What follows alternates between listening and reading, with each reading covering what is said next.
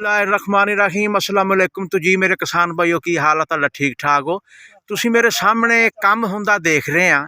अलहमदुलिल्लाह 2-2.5 किले का यह प्लाट आ। फार्मर ने बड़ियां रीझां लाइयां ते बड़े अच्छे तरीके नाल तैयार किया। ये भी गल करते हैं भी ये तू किद्दां किद्दां दे पौधे लाए आ, हुण तू ये रूड़ी पा रहा वा, ये तेरा की मिशन आ? ते दिल भी बड़ा खुश होया वा इन्हां नूं देख के। ते इन्हां नाल गल करदे। अस्सलाम वालेकुम जी। वालेकुम सलाम। की हाल है? ठीक ठाक हो? हाँ खैर अल्लाह दी, तू सुना? बस दुआवां वा, शुक्र अल्लाह दा। ते मैं वेख्या बड़ी मसरूफ आ, बड़ी तेरी लेबर लगी हुई आ। ते अज तेरा की शुगल आ? शुगल है जी, ये जमीन दा पहला ना बनाया प्लाट। अच्छा, प्लाट बना के ते फिर च लाया किन्नो। अच्छा, किन्नो पौधे पौधे लाया। ते हुण च पा रहे हैं रूड़ी। अच्छा, मुड़ के चल खैर रखे ते कपाह काटन जड़ियां ये लावांगे। बीटी काटन जड़ी वो कदों को ला देनी? ये मगर तैयार करके ते फिर वाह के ते ला देनी आपां, अल्लाह खैर करे। ते इहदे विच किन्ने ट्राले पा रहे रूड़ी दे? ट्राले दे च पै जाने 20-25। हाँ। ते किन्ने किल्लियां दा प्लाट? 2 किल्लियां दा। अच्छा, 2 किल्लियां दा प्लाट। लो नाजरीन, मैं दोबारा वापस इहदे कोल होना, एक बारी तुहानूं विजिट करा दियां।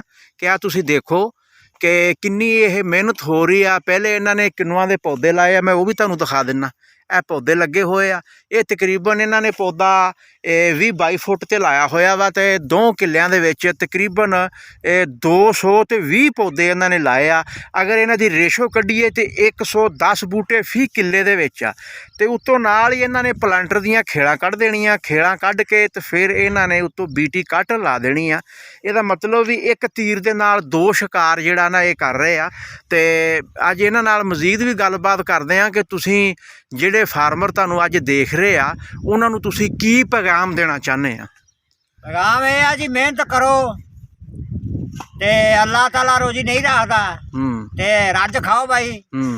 इंशाल्लाह कपाह भी होगी, सारे पौधे भी होणगे ते सारे मैज इंशाल्लाह जेड़े ना काम अल्लाह करे सिद्धे होणगे। अच्छा, ते ये जेड़ा तुहाडा किन्नों दा पौधा ये किन्ने साल च तैयार हो जाऊगा?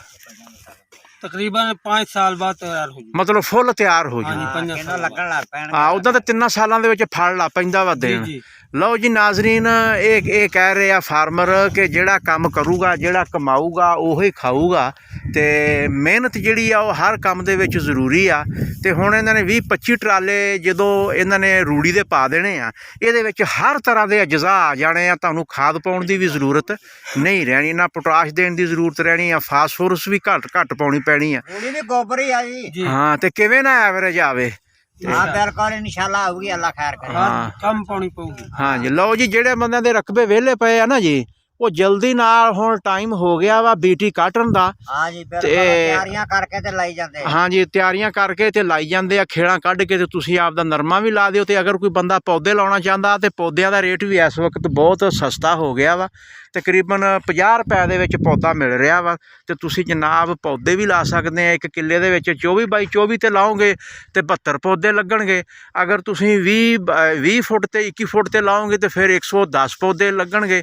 ते 3 सालां दे विच तुहाडा बाग भी तैयार हो जाऊगा ते विचों तुसीं फसलां भी लैंदे रहोगे। हाँ जी, फसल 5-4 साल वास्ते तो बहुत अच्छी होंदी, बहुत अच्छी, बहुत सोहनी आंदी है, बहुत सोहनी पैदावार होंदी। होर कोई गलबात तुसीं साडे किसानां नूं दस्सना चाहुंदे हो? ठीक है जी, हुण वेख लिया इन्हां ने काम हुंदा हर तरह दे। अल्लाह चाहे अल्लाह चंगी करूगा, इदां करन दे इंशाल्लाह अल्लाह ताला रोजी दऊगा इन्हां नूं भी ते नाल सानूं भी दऊगा ते पाकिस्तान खुशहाल हो जाएगा। बिल्कुल। आ जेड़े कहंदे महंगाई महंगूई ये भाजूगी आपे ही। अच्छा अच्छा। ते किन्नुआं दा किल्ला तुसीं किन्ने दा वेख जांदा जदों फुल तैयार हो जांदा? माशाल्लाह जी, अल्लाह करे फुल तैयार होवे ते 2.5-3 लाख रुपए दा वेख जांदा, किते भी नहीं जांदा। हाँ अच्छा अच्छा, चलो ठीक हो गया। ते नाले खाण वास्ते भी खुले आ। बिल्कुल, रज खाओ, इंजॉयमेंट, फ्रैशमेंट। तुहाडे साहब कोई रौला नहीं। कप मेरे दे विच जावे हर बला बिल्कुल सैट होऊगा। विटामिन सी भी पाया जांदा, इहदे वास्ते बहुत सैट आ किन्नो। हाँ।